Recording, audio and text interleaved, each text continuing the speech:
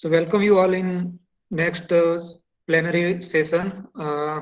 We have young and dynamic personality Dr. Upama Trivedi, who is Professor, Department of Pharmacology, Sardar Patel College of Pharmacy, Bakrol Anand. She has completed her B.Pharm from North Maharashtra University, Jalgaon.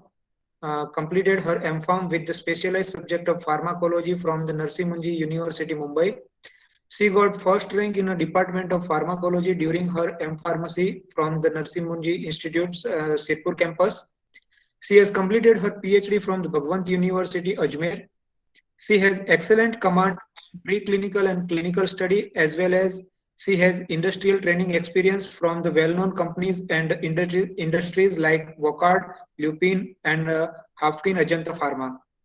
She has invited as a judge, chairperson, and speaker in many pharma events, and she delivered her talk in many national and international conferences. She has published 22 national and international publications in UGC and Scopus listed journal, as well as she has published a 6 book, textbook of pathophysiology, textbook of biochemistry, textbook of pharmaceutical chemistry, human anatomy and physiology, and textbook of the human anatomy and physiology, respectively. She has attended more than 32 national and international level conferences, 8 FDP program, and presented 10 papers in conference, and she secured first and second position in several presentations. She has guided 1 PhD students and 15 Master of Pharmacy students of the clinical pharmacy branch. Out of them, 3 students got the gold medal from Gujarat Technological University, Ahmedabad. She has cleared many competitive examination, including the GPAT entrance examination. She has cleared the written examination of the Gujarat Public Service Commission Class 1 Assistant Director Chemistry Department, Director of Forensic Science, Department of Home Ministry, Government of Gujarat. Also, she has cleared the written examination of GPSC Class 2 Scientific Officer Chemistry Department, Director of Forensic Science, Department of Home Ministry, Government of Gujarat. She has represented Indubai Patel College of Pharmacy and Research Center as an organizing committee member of 7th Centralized Pharmacy Placement Fair at Gujarat Technological University in 2018. She is the recognized PhD supervisor at Gujarat Technological University, Ahmedabad. She has worked with the Institutional Ethical Committee and the Animal Ethical Committee at the institutional level. She has performed squad, observer, paper setter, and paper evaluator like duties in many well-known and reputed universities, namely Gujarat Technological University, Sumandip University, Parul University, etc. On her credit, she has received the grant of 60,000 from the Guj Coast to organize National Conference on Adverse Drug Reaction Reporting and Monitoring is a prime need in India. Organized two days refresher course sponsored by the State Pharmacy Council Gujarat as a coordinator. I received 20,000 grant for the entrepreneur awareness camp under the DST NIMET project 2018-19. Government of Gujarat under the Student Startup Innovation Program sanctioned rupees 60 lakhs grant in SSIP phase 5 as a coordinator, and she has signed the MOU with the government of the Gujarat for this grant. Received a grant of the rupees 50,000 from the Guj Coast to organize the international conference on community health, current challenges and future aspect. She is not only active as an academician, but in the sports activities she is also participated. She was the university player for the table tennis at North Maharashtra University, Taluka level Kabaddi tournament winner and district level runner-up. We welcome you, ma'am, in this FDP program. Now over to you, ma'am.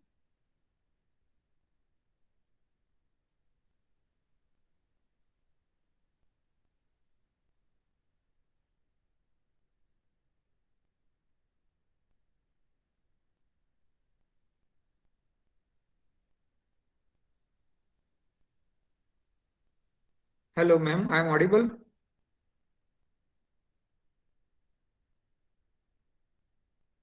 Dr. Upama, ma'am.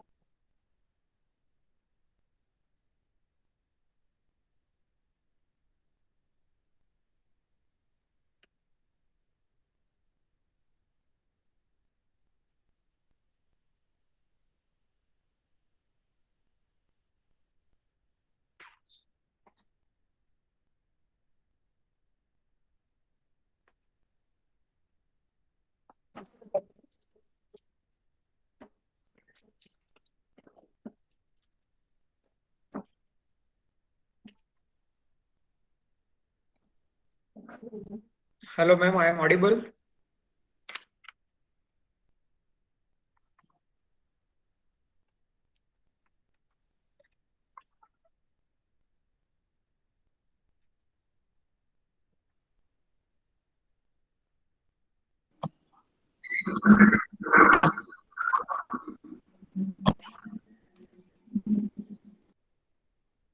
Hello.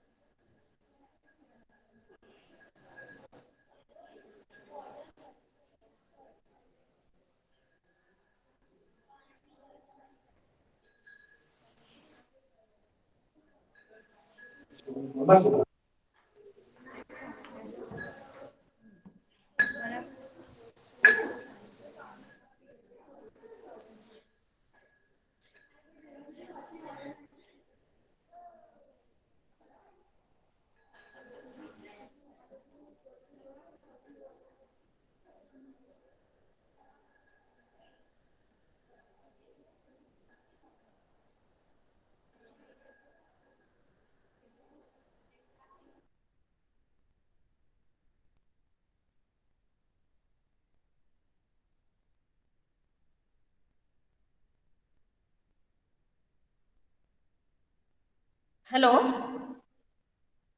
am I audible, sir? Yes, you're audible, ma'am. Yeah, just a minute, sir. There is some network issues in my laptop. Just give me a 1 minute, please.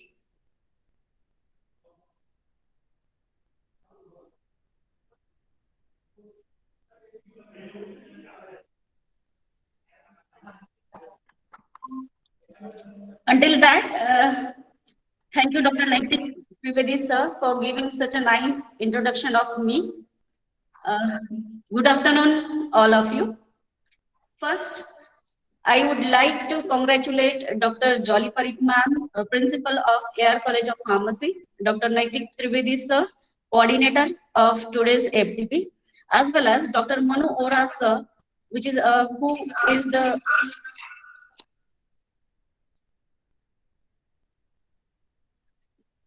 who is the reviewer of today's FTP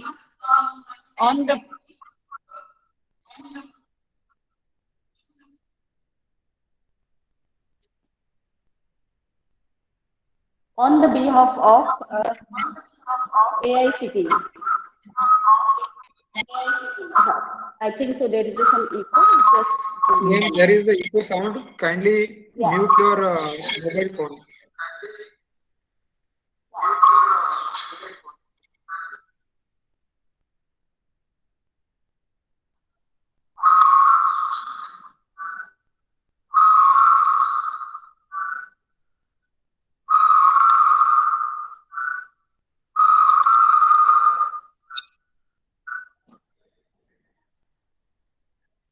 Ma'am, if you are not able to share your screen from that side, then I can share screen.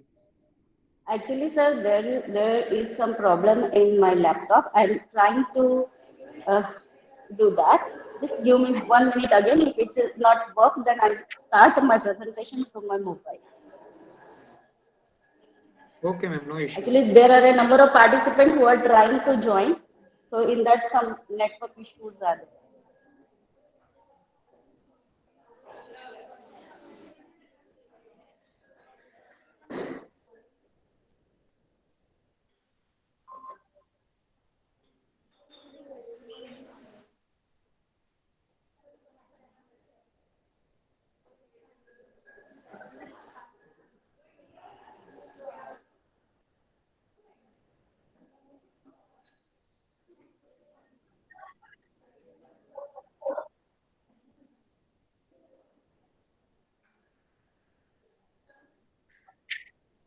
Okay, it's working.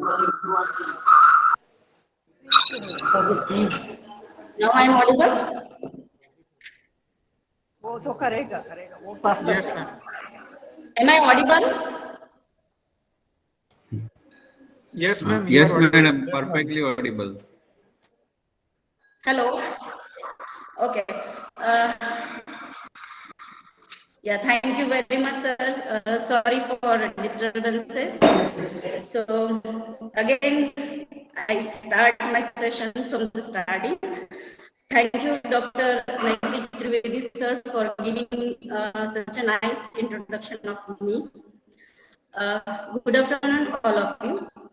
First, I would like to congratulate Dr. Jolly Parikh ma'am, Principal of Air College of Pharmacy, Dr. Naitik Trivedi, Coordinator of this FDP program, Dr. Manu Ora sir, Reviewer of this FDP on the behalf of AICTE. I'm very happy that the AICT and Air College of Pharmacy taking initiative to arrange faculty development program on such an important, crucial, or you can say that the prime topic, that's a pedagogy.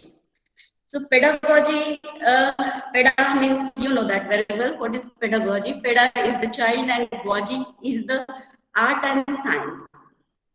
So you can say that pedagogy is a art and science of a teaching children. That's a pedagogy. So every should have this art. As a teacher, we can say that everyone, all of us, having this art of teaching to the student, and which make us a perfect teacher.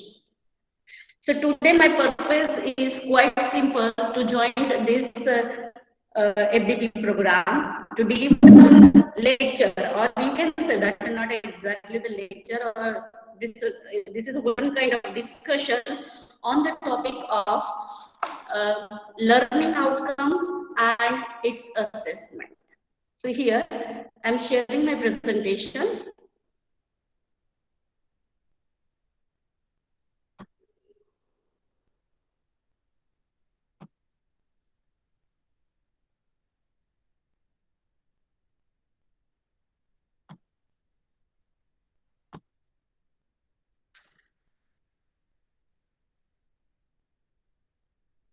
So am I my screen sharing, sir?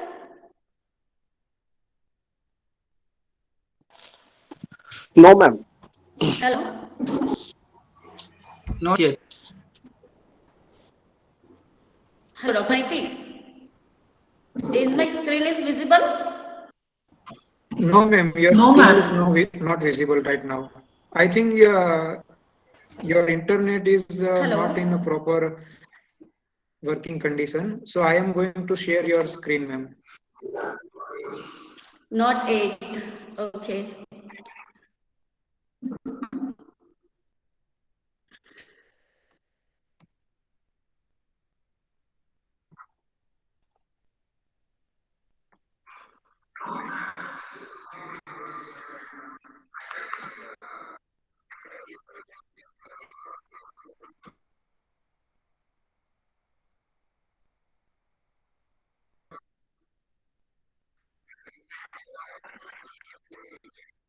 Now Okay. the screen is visible to all No. of you. No issues. You can share it, sir. Yes, it is visible.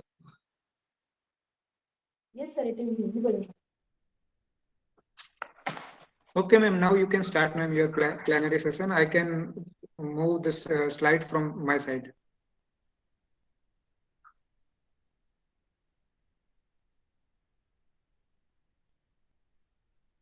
Hello. I think there is a network issue from the speaker side, not my side.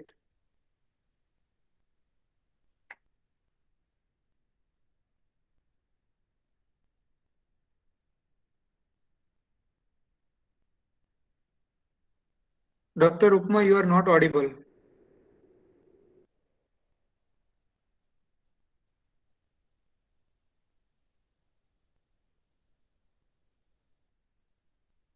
Hello.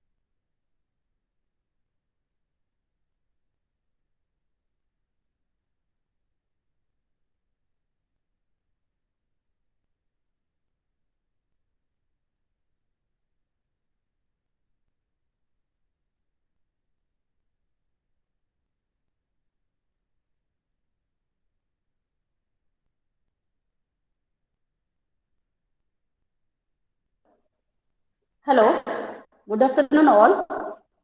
Can I audible?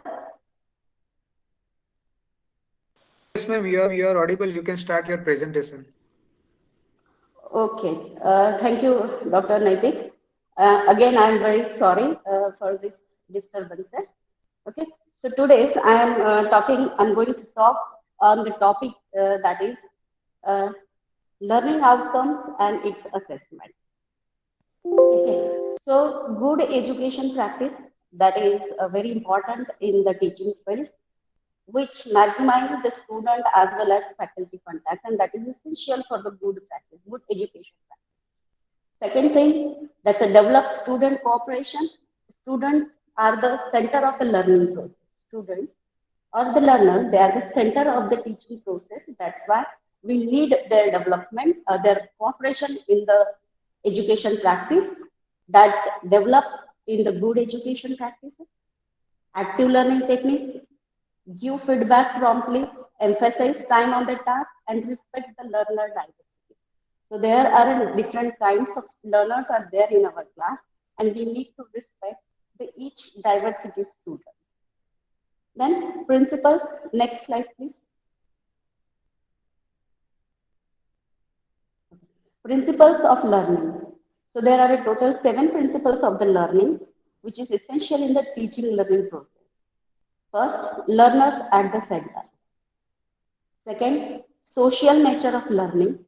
Emotions, that is important. Emotions are involved in each process of the education practices. Then recognize individual differences. As a teacher, we should recognize the level of the student, their differences, and we try to stretch in all the students. We try to cover all the students of our class, not only those who are giving answers in the class. Then assessment of learning. So what do we teach to the student? How much they learn from our teaching? It is necessary to be assessed. Then building horizontal connections. These are the principles of the learning. So as a teacher, what should we think? So as a teacher, the first question that we should ask to ourselves that is how to teach. Now, if suppose you're going to take a new subject in the next semester. So in that case, after observing the syllabus, after observing the course, you need to ask a question yourself that how to teach that particular subject or any chapter of that subject or the course. So before this question, it is important for the teacher to find out the answer of the another question. Okay, how to teach? Before this question, you need to find out the answer of the another question, and that is what is that you want learner to learn from your teaching. Obviously, as a teacher, routinely we are going in the class, we are teaching a particular topic of the subject, and after finishing the lecture or the session, we come out of the class. Okay, but can we think before going or before entering the class that what is that we want our learners should be learned from our teaching? Next slide, please. Okay. So, what do you expect your teacher, your student to learn in your subject or your unit? Okay. So, it's my humble request to the participant to just take a pen and paper and write the answer of this question. That what you expected to your student that they learn from your unit or the course. Or you can think also. Suppose you just imagine one chapter, okay? And what you think that your learners should be learn these points from your topics which is covered in your lecture. Okay, you can think also. Now, what you've written, what you written that are the learning outcomes of your course or your subject, or you can say that your chapter. Okay, so learning outcomes are the things that we expect that our students can be learned from our teaching. So learning outcomes. Okay. So learning outcomes are like a destination. Learning outcomes that are like a destination that we should prepare before starting a particular course or particular section. The learning outcomes, which are like a destination, they help not only the student, but they also help to the teacher, to their expectations, which the teachers want the learner should be learned from his subject. So how do you know which path to choose or whether you have arrived or if you do not have a destination? If you don't know your destination, then how you will get at your destination? Okay. So in the teaching learning process, the learning outcomes are the destination, right? Now get it? What is the importance of learning outcomes? Learning outcomes are the destinations where we have to reach both as a teacher also and as a learner also, because during teaching we are expecting at this point that should be known or that student can able to perform that task which we want that they learn. Okay. So what are the learning outcomes? So by the definition, the learning outcomes are the measurable statement which articulating what students should know, able to do, or value as a result of a taking a course or completion of the program.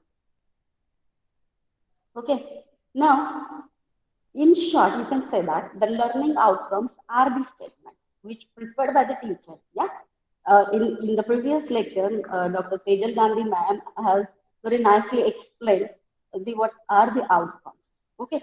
So learning outcomes, these are the statements which is prepared by the teacher, and that statements actually describing the knowledge, skill, attitude, behavior, or the value of the student that should be able to demonstrate at the end of your course or program of the study. Okay. So when we are covering the all the point of the syllabus in our in our lectures, okay, in that what we expected, that is nothing but your learning outcomes. And after the end of the study, you can say after the end of the program or after the end of the course or after the end of the session, that student can be understand or they can be able to demonstrate what they learn. Now, learning outcomes are the formal statements that articulating the two important things. The first one is what students are able to do after the instruction. As a teacher, when we are instructing the student after the instructions, what they are able to do. And second thing is that at which level they are able to do the instructions. Okay, so in addition to a course or a program, we can also write learning outcomes for a specific element of the syllabus. Okay, for example, you can write the learning outcomes of assignment. We are generally giving assignments to the student. They are submitting, we are checking that, the assignment. But is the purpose is solved after giving the assignment? That is necessary to assess, and that can be assessed by the teacher only. So you can prepare learning outcomes for the assignment too. Even you can prepare a learning outcome for a single class session as well as for a unit. So learning outcomes are nothing but a skill, ability, knowledge, values that students are expected to learn from our learning. Plus, this learning outcome should be measurable as well as achievable in the future. That's your learning outcomes. Now, why it is necessary to prepare the learning outcomes? Okay, so the most important advantage of preparing learning outcome is that we know that at the end of the program or the study, what do you want student to be able to do as a teacher? What we expected from the student, that what they able to do after the completion of program. Second thing is that how can our student can be demonstrate that a knowledge which they acquire or which they learn in our teaching. So we must demonstrate all the courses and the programs uh, having defined learning outcomes. Now, it's our responsibility as a teacher that we should prepare outcomes for our course or the subject which we are taking. As Dr. Tejal Gandhi Madam said, that the program outcomes that is already prepared or given by the NBA, okay, but the course outcome that should be prepared by us as a teacher, okay. Then assessment of learning outcome is important. Once you prepared a learning outcome, okay, and you share these learning outcomes with the student, means now students are also know that what is their destination or what they have to learn from the particular topic. Okay, so it is necessary to assess that learning outcomes which help us to improve the program. If there are some errors, or you can say that there are some problems which is occurring to the program. So these learning outcomes, the assessment of these learning outcomes gives us the proof, the results that give us a proof. On the basis of that, we can improve our program. Now, learning outcomes and mode of assessment must be included in each syllabus. Now, there are a number of universities who are mentioning the course objectives, their mission, okay, or the scope of that particular subject into the syllabus. If any universities they are not including this one, that at that time as a teacher we should prepare learning outcomes for our own subject. Next, please. Okay. So learning outcomes are like a GPS. Learning outcomes, they like a GPS. How they are like a GPS? See, once you fed your destination into the GPS, GPS guide the driver to reach at his destiny. Okay, the guide throughout the journey. Even sometimes we take a wrong the direction or a wrong route. At that time also, that GPS guide us to reach us to our destination. Similarly, learning outcomes are the guiding tools for both teachers also and learners also. Okay, so in point of teachers, the destination help us see which points in our topic that we have to cover in our class or session, and at which topic on which topic we have to give more emphasis. Okay, so that act as a guiding tool for us also, as well as for student also to reach their destiny at the end of the course. Next, please. So characteristic of the learning outcomes. So as I told you, these are the sentences which is formed by the teachers only. Okay. So there are some characteristics of this learning outcomes. That is, that statement should be student centered. That's a learner centered. So in the whole education program, students are the center only. So that statements also should be a student centered, specific one, measurable, you can measure the statements, as well as they provide a roadmap for determining the content, organization, and assessment of the course. So student center means what exactly? Student center means the statement should be focused on the knowledge and the skill that learners can be learned from the course or from the session that we conducted. And second thing is that can be the measurable. So for that, you can use the words like explain, apply, design, etc. We have to use this terminology during setting our question paper too, because this learning outcomes that help us what we have to teach and what we expected that the learner should be learned from our teaching. Okay, so for that we need to set question paper is like that only. Each student can able to demonstrate their knowledge in the form of answers to the question. Next, please. Okay. Benefits of learning outcomes. So what are the benefits of learning outcome or preparation of learning outcomes? The first that I already told you, that student can understand what they are going to learn from the particular topic.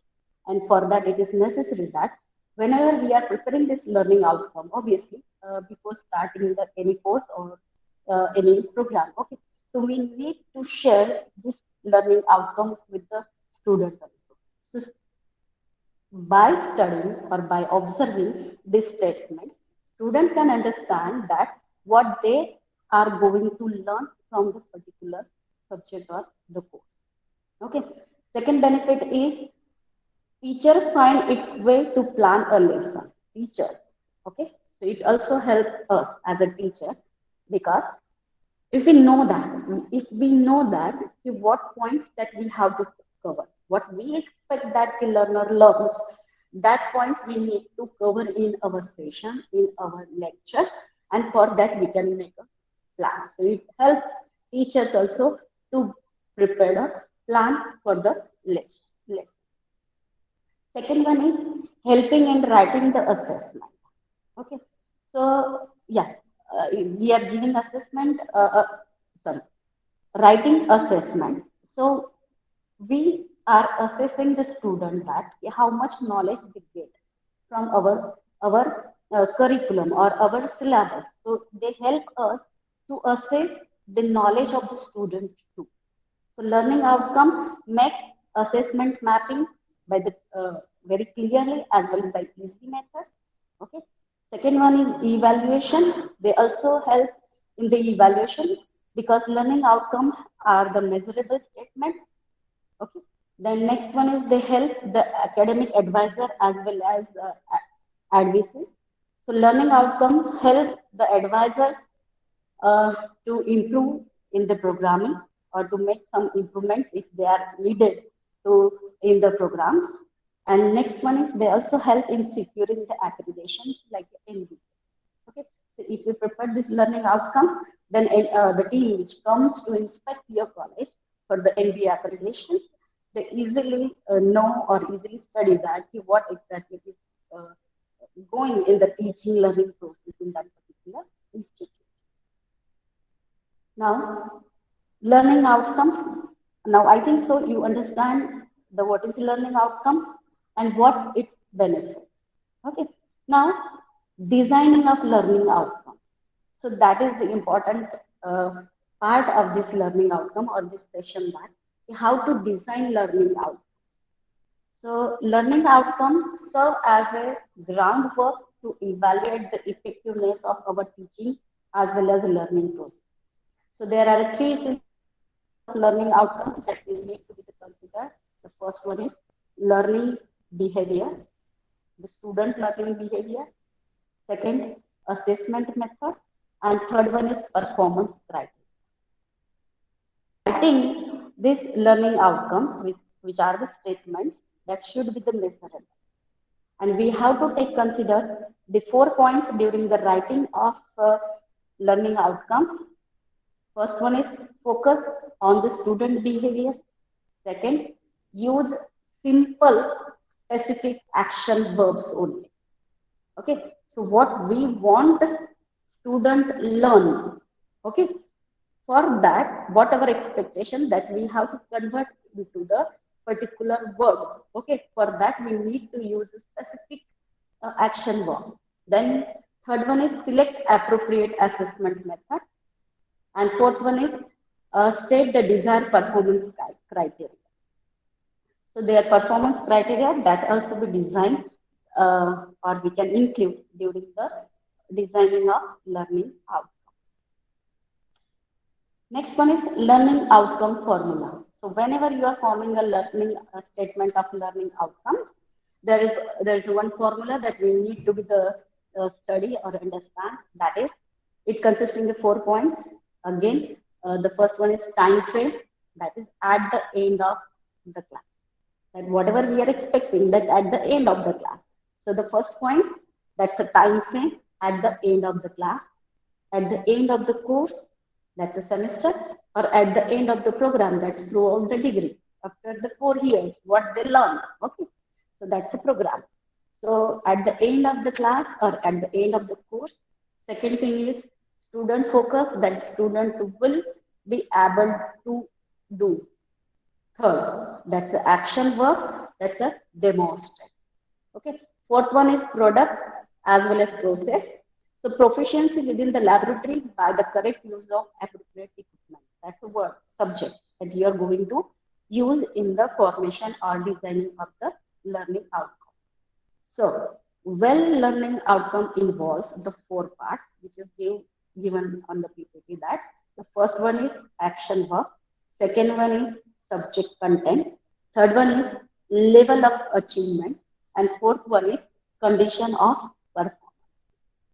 Okay, so these four steps are there for the preparation of the statement of learning outcome.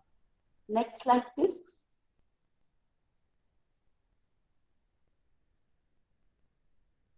Okay, so step one. Step one is selection of action verb. So learning outcome must be contain a verb. Whenever we are preparing these statements for the learning outcome, it should be include the verb. Okay, and that verb should be describe the expected performance from the learner. It should be observable as well as measurable. And for the selection of action verb, we can use the Bloom taxonomy. We can use the Bloom taxonomy. So what is exactly the Bloom taxonomy? So Bloom taxonomy is actually prepared by the Benjamin Bloom in 1956. After that, there are some new versions are come of the Bloom taxonomy that we can use nowadays. Okay. So the Bloom taxonomy is the positive implication of applying Bloom taxonomy in the learning environment. It helps us. There are three main domains of Bloom taxonomy. First one is cognitive. Means here we have to use that verbs, okay, action verb, which are related to cognitive thinking of the learner. That's a mental skill. Second one is affective domain. Affective domain is related to the emotion as well as feeling of the student. Okay, and third one is the psychomotor, which is related to the development of physical skills. So these three domains are there, which we can use to select the action verb from the Bloom taxonomy. Next, please. Next slide, please. Yeah. So this is a Bloom taxonomy. Starting from the remember, if we starting from the base to the apex at the upper side, the lower one is the remember, understand. The next is apply, analyze, evaluate, and create. As we go upside, the level is increases. The hardest level is increases. Now suppose that in our curriculum or in our subject, we are going to teach the definition. Okay. So what we expected from the student while teaching the definition or while explaining the definitions, what we expect from the student or the learner that they can able to define. They can able to define anatomy or they can able to define the machine. Okay. So at that time, we just expect that the student can recall and write the definition of that particular subject, or you can say that the machine or anatomy. Okay. Then above the remember, it's understand. Then whatever the understanding of the student or the knowledge that they get, they can apply that knowledge or understanding into the particular facts. Okay, that is the application of that knowledge. Next one is analyze. So whatever the information which is that student can be learned, they able to break down that information into the number of components, so they can analyze each and every aspect of our teaching. Then evaluation as well as create. The create, which is the highest level of Bloom taxonomy. Okay, you can use any one of this according to your expectation that your student can be learned. Okay. So same thing here the some action verbs are given under the particular level like a remember. So you can use the action verb like a describe, name, find, list, etc. And same thing that we have to ask during the examination. Okay. So if you expect only the listing of the number of bones in the skeletal system of the human, then you can use this word. List the bones of the human skeleton. Okay, at that time you are not expecting that you must go in detail of the bone or bone structure. Same way for the understanding, apply, analyze, evaluate, or create. You can use the different action verbs during the formation of statement of learning outcome. Next slide, please.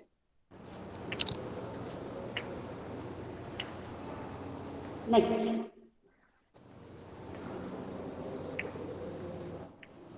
Yeah. Now, during writing the learning outcomes, make sure that there are some action verbs are there that we should not use during the formation of statement of learning outcomes, whether they are course outcome or the program outcomes. Okay.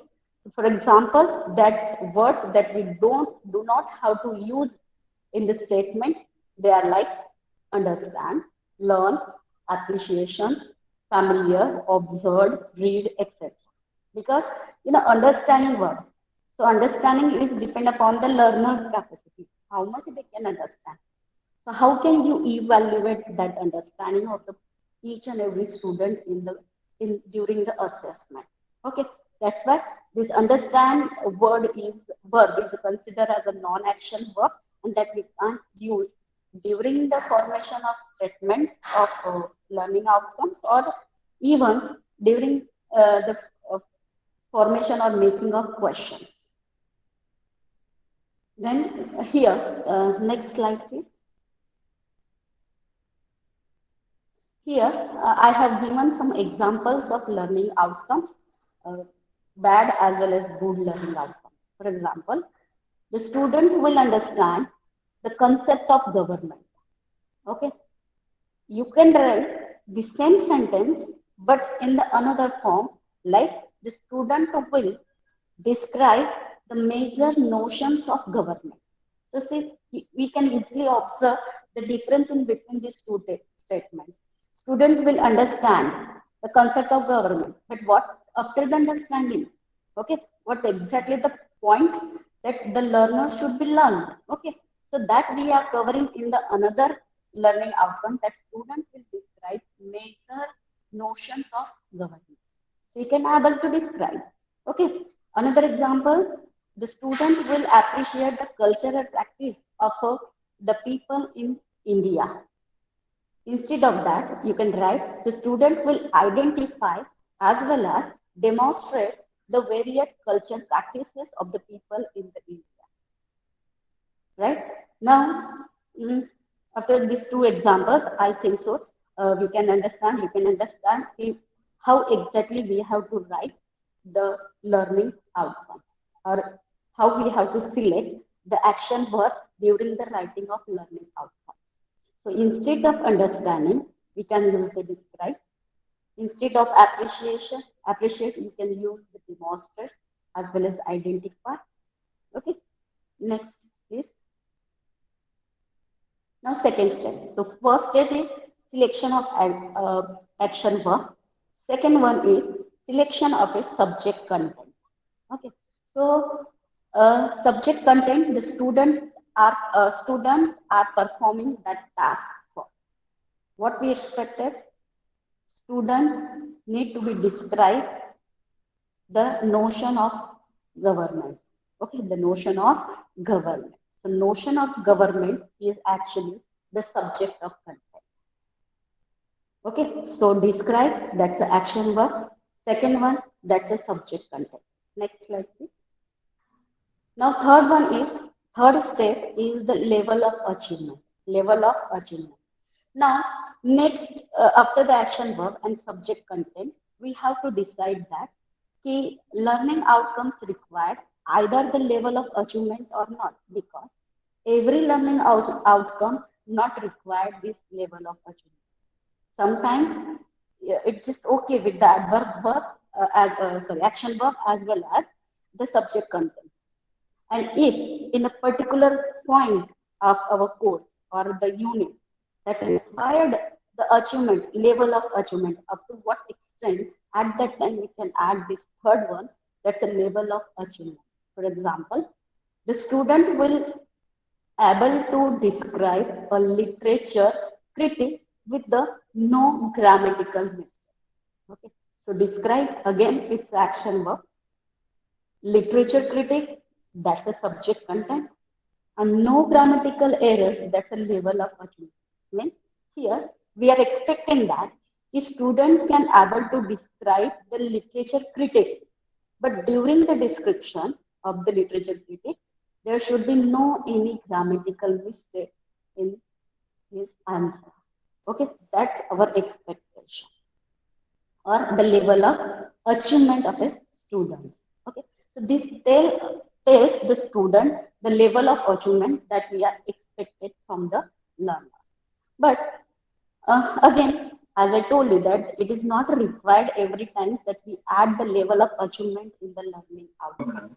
Because you, sorry, you don't need to say that you have to perform this effectively, accurately, correctly, okay? Because we are expected the same thing from them, from the learners. Okay, so we expect student to achieve all the outcomes in our courses correctly as well as accurately. So these are the points that already already inbuilt. So every time we not need to add this level of achievement into the each learning outcomes. Okay, so level of achievement are for specific cases only. Then next one is step 4. So don't need a condition of a performance for every learning outcome. Same here. The step 4 is condition of the performance. Okay, so condition of performance and level of achievement both are not required for each learning outcome. You can mention in the particular which is required only. Okay, so example for this one is the student can able to determine erythrocyte sedimentation rate accurately with the precaution. Understood? The student are able to determine erythrocyte sedimentation rate accurately with the precautions. So here, determine that student are able to determine, that's the action verb. Again, what they have to determine? They have to determine erythrocyte sedimentation rate. That's the subject content. They have to determine it with the accuracy, that's the level of achievement. And with the precaution, that's a condition that we are keeping that condition during their performance, that they have to determine erythrocyte sedimentation rate. But during this determination, they have to take a precaution. So that precaution is the condition of a performance.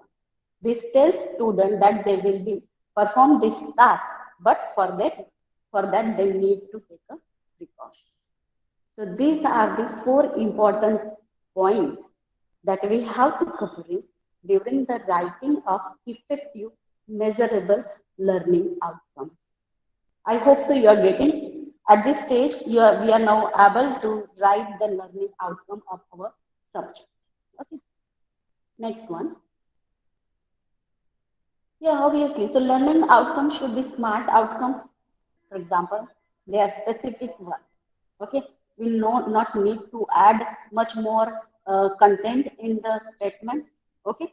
They should be the specific one, that what do you want to do, what we expect, what we want to do, that we have to write specifically. Second thing is that they are measurable. Yeah. How will you know when you will reach it? So they should be the measurable. Achievable, student can be achieve that. Realistic, not the imaginary. Okay. So if we ask the question that we expect the student can able to count the stars. Okay. So is it able? Is it realistic that they are able to count the star in the sky?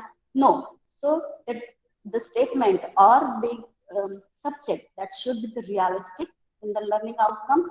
And second, last one is timely. That's a T for timely. When exactly do you want to accomplish it? So you can say that whatever the statement that you are preparing in for the learning outcomes for your subject, that should be the smart one. Okay. So here we cover the first point, that's the learning outcome. What are the learning outcomes? Why they are essential to prepare? Okay. The states of formation of learning outcomes, or you can say that the designing of learning outcomes.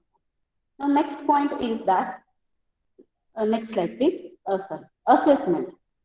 Okay. So, assessment of learning outcomes. Once again, I'm telling you that the learning outcome is that that expectations that we want the learner should be learned from our syllabus or from our course. Okay, so It is necessary to assess that is whether the student are learn or not. Who will decide that?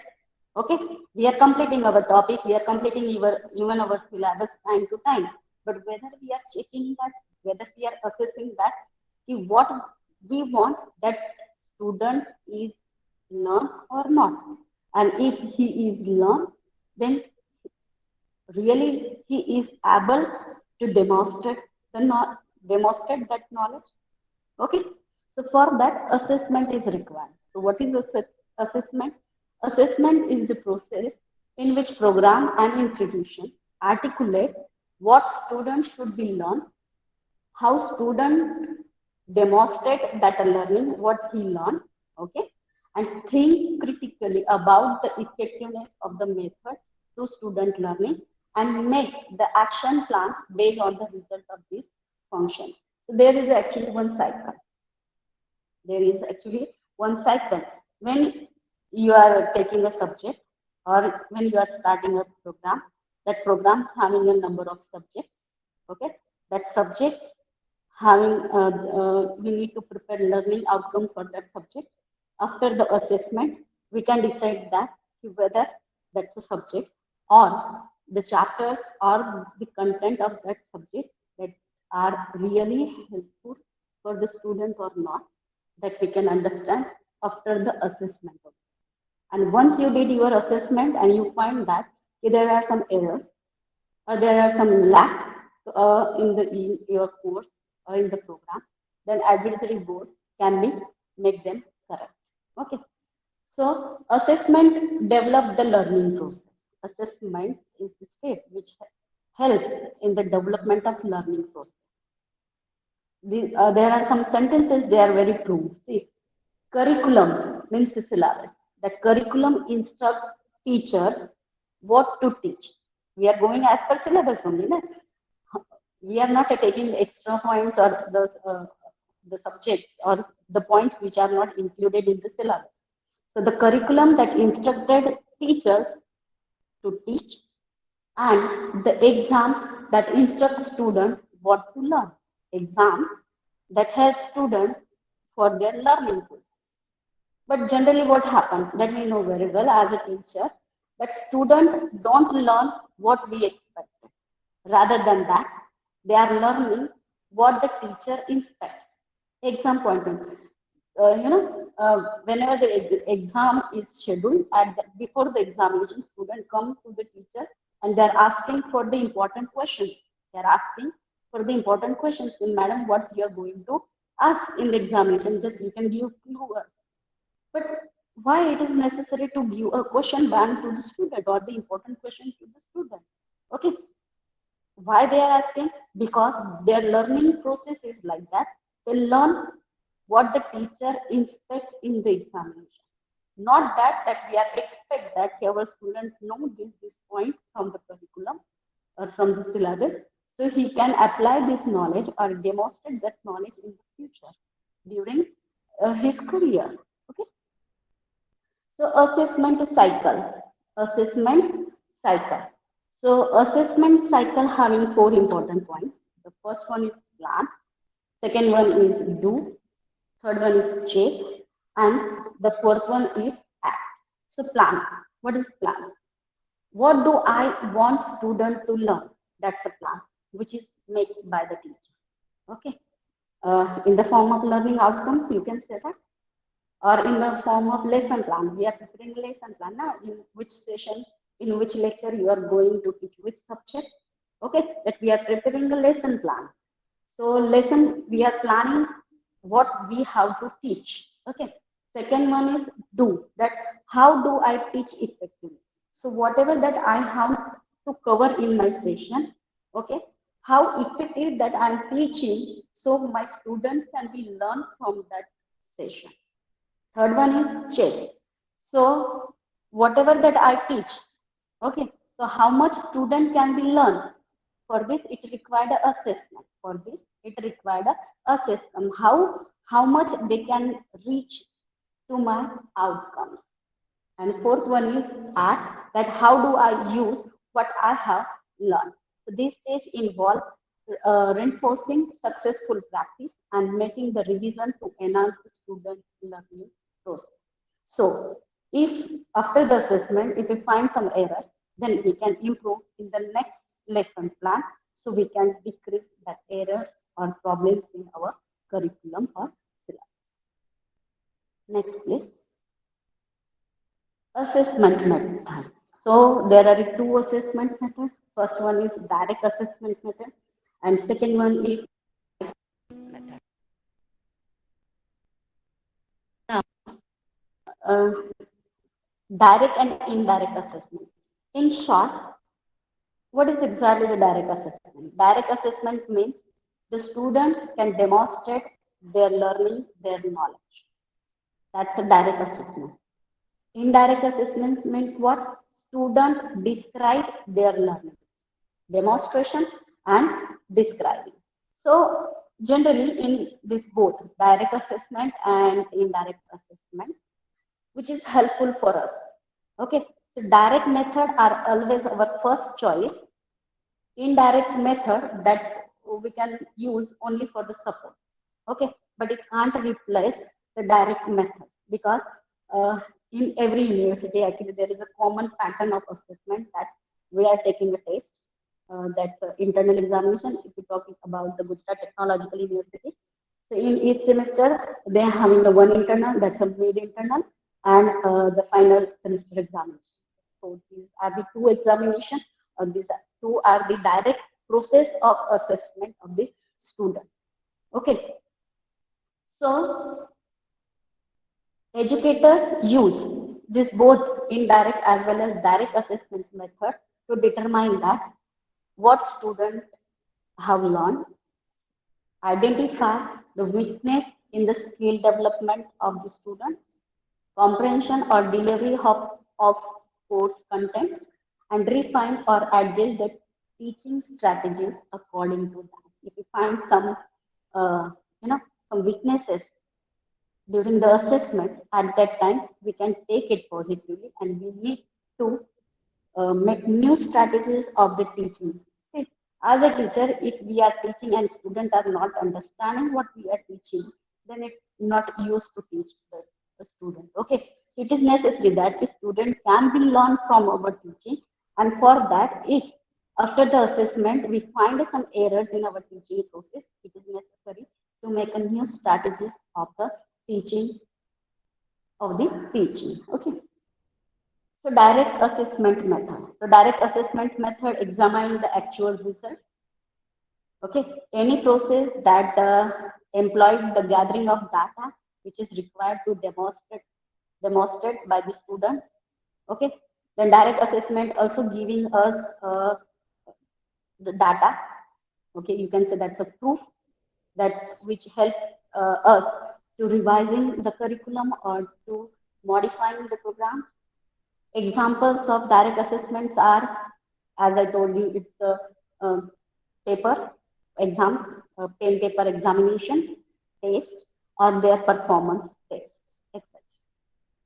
Then examples of direct assessments are exam, test, quiz, essay, then presentation. Sometimes we are giving presentation to the student, due to which they can improve their communication skill or some other outcomes which is mentioned in our program. Then projects, portfolios, performance, etc. These all assessments are categorized under the direct assessment method. Next, please. Next. Different types of direct assessment. Okay. So there are three types of direct assessment processes. First one is diagnostic assessment, formative assessment, and summative assessment. Diagnostic assessment actually tell us what the student need to learn.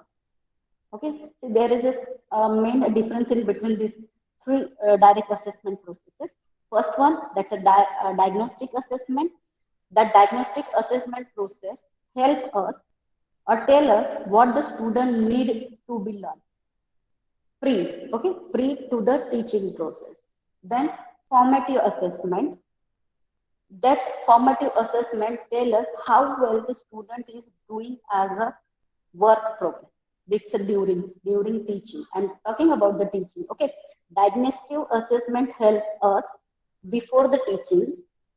Formative assessment help us the student is doing work progress during the teaching, and summative assessment tell us how well the student did at the end of the course or at the end of the semester. So before starting of semester, during semester, and after the semester, at 3 levels, this assessment helps. Okay. Then next slide, please.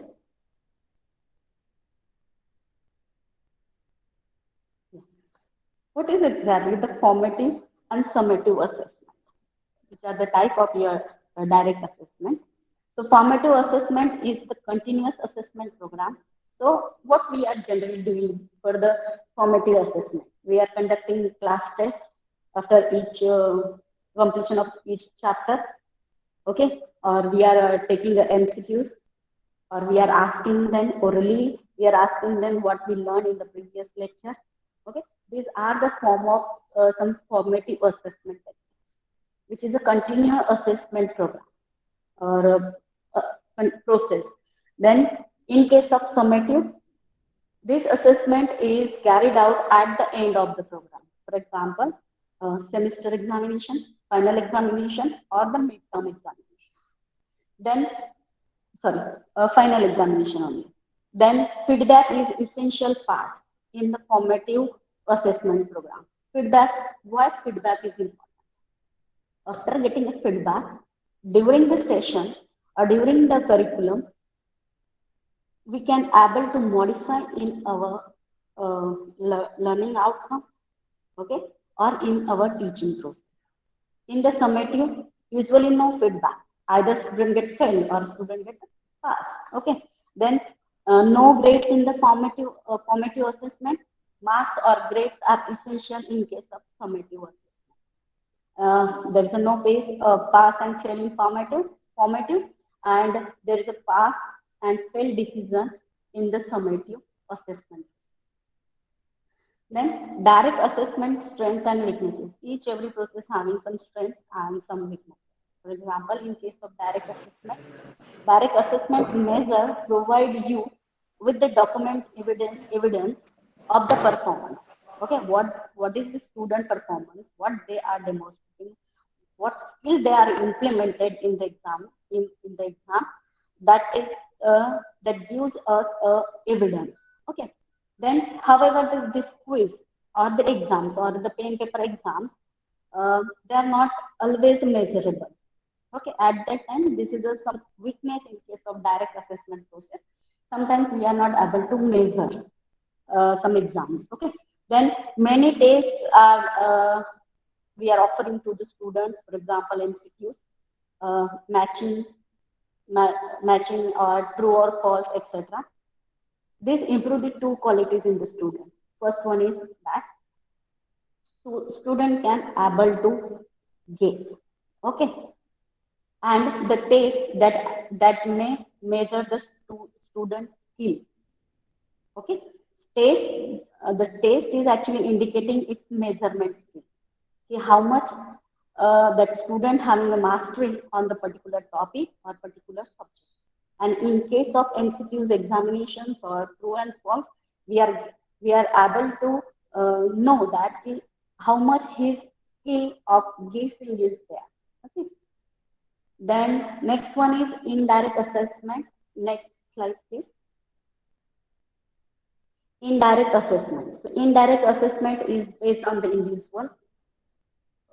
It's based on the student thought, how he is thinking, what his perceptions are there of the total experience throughout the journey of program or throughout the completion of course, what he expects, what his thoughts. Okay, that is your indirect assessment. So in this type of assessment, this is weaker in terms of evidence. We are not getting a proper evidence for this. Okay, then using this indirect method, we can obtain the information about the student thought. what and how they are learned. Then student can decide that whether he or she learned and how well it was learned by the student that is decided or explained by the student. So this is considered under the indirect assessment.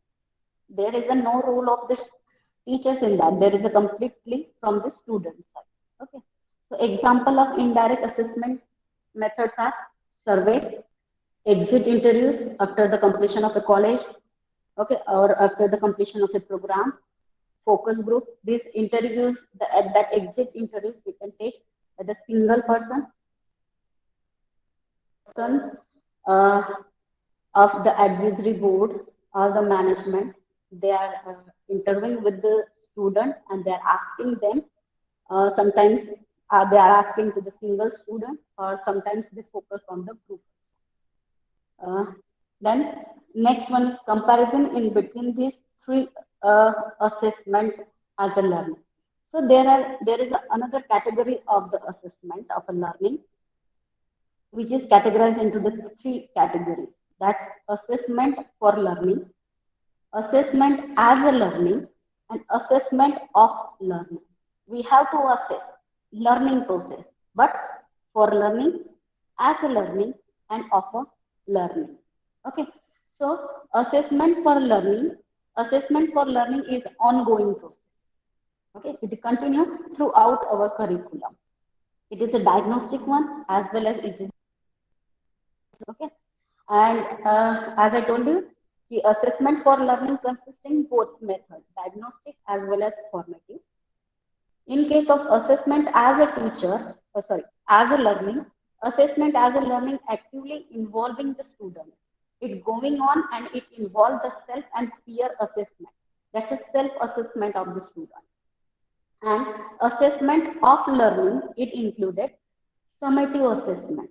That's at the end of the course. Okay, so assessment of learning occur at the end of the every year, or at the end of the course, or at the end of the any chapter of your subject. It is it is for the grading or report system. Okay, we are giving marks to the student that comes in the assessment of learning process. So you can say that assessment of learning is a teacher's assessment, assessment as a learning, assessment by the student, and assessment for learning is a diagnostic as well as formative, which is a teacher assessed by the teacher also, student also. Okay, so these are the three categories of the assessment of a learning process. So finally, after the study of learning outcomes, okay, and its assessment that helps into the SLO cycle, that's a student learning outcome cycle. The first step of this cycle is define or refine, or you can say that formation of learning outcomes. Once you form learning outcomes of your curriculum, the next step is designing. Okay, so you have to assess the tools, criteria, or standard for the designing of learning outcome. Third one is implement outcomes in your teaching process. Fourth one is analyzing or evaluating whether your student or what the learners are learned from our teaching, that analyzing one. Next one is identify the gaps between the learning outcomes and the student demonstration. Okay, means assessment. You can say the assessment. We have to find out the gap in between outcomes that we expected and assessment what the student learned. Okay. After identification of this gap, we have to document it in the form of result. And after this documentation that we need to use in the revision of program outcome or course outcome, or to reconstitute the program or the curriculum. So these are the importance of learning outcomes. As a teacher, I want to say the one important thing that whether your institute is going for MBA or NAC accreditation or not, As a teacher, we must form the learning outcomes for the betterment of the student or our learners. Because ultimately, the goal of each teacher is that the best teaching. They are, we are preparing before the session, before the lecture, we are preparing that what we have to teach. So ultimately, our goal is that whatever we are teaching, student can be learned from that. And then we can call ourselves as a good teacher or as a best teacher. With this, here I'm ending my session. Next slide. Thank you. Thank you everyone for listening me very patiently. Okay. Over to you, Naitik sir.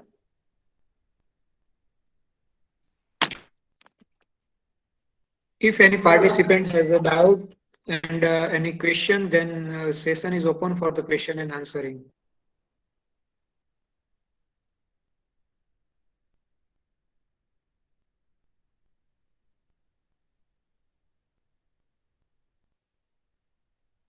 If you have any doubt in Of learning outcome.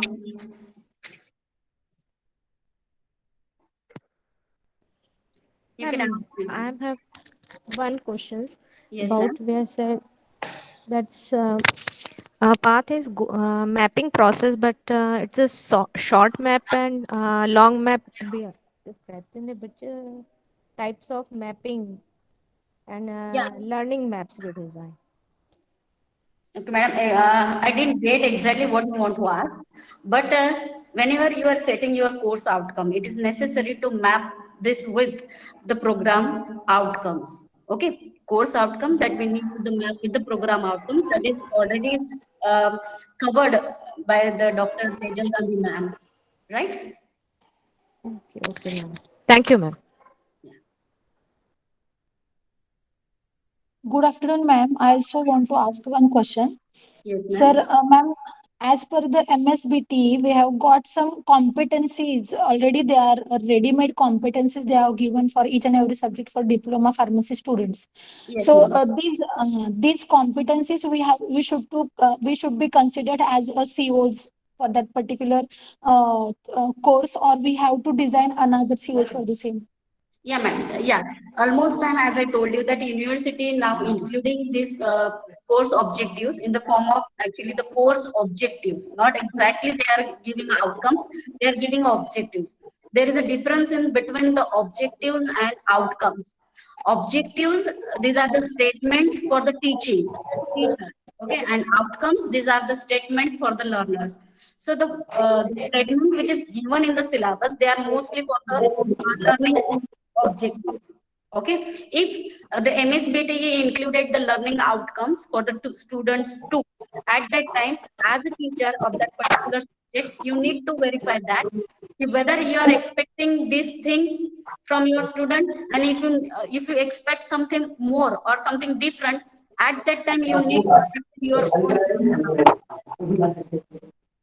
Actually, It's ma'am, depend- it's yeah. confusion in the it is a it become it creates a confusion in the form of mapping. Actually, they are given over there as a competencies, and it is considered by ourselves only ki they are considered as a COs.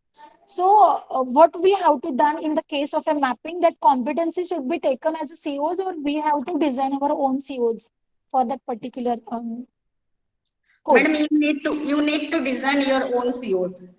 As a Okay. subject teacher, I must say that because sometimes during the teaching or during covering the points of particular unit or the chapter, at that time we are not satisfied. Okay, so for that we need to design our own CO. Okay. Thank you very much. Okay. Okay. Anybody?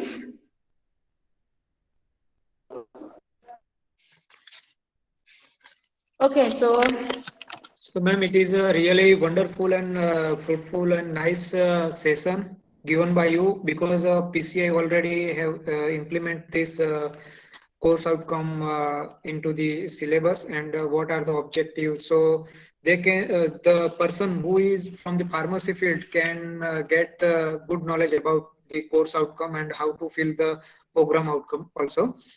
And you have nicely taken the various types of assessment method. So those who are going for the NAC and NBA accreditation, they will get the good idea about these methods. So we are very much thankful from the entire team of the FDP for giving your valuable time, ma'am. And we are Thank you, going for. everyone. Yeah, actually, at the end, I would like to thank you, the organizers, Dr. Jolly Parikh ma'am, principal of ARCP, as well as Dr. Naitik Trivedi, coordinator of this FDP, as well as whole ARCP team for making it successful. I also I would like to thank participant too, because they giving their valuable time in this session and they listen very carefully. And if you have any problems, then you can call me. My number is given to the Dr. Naitik Trivedi. You can feel free to contact me if you have any problems. Thank you. Thank you very much. Shall I leave, sir? Yes, ma'am. Thank you again.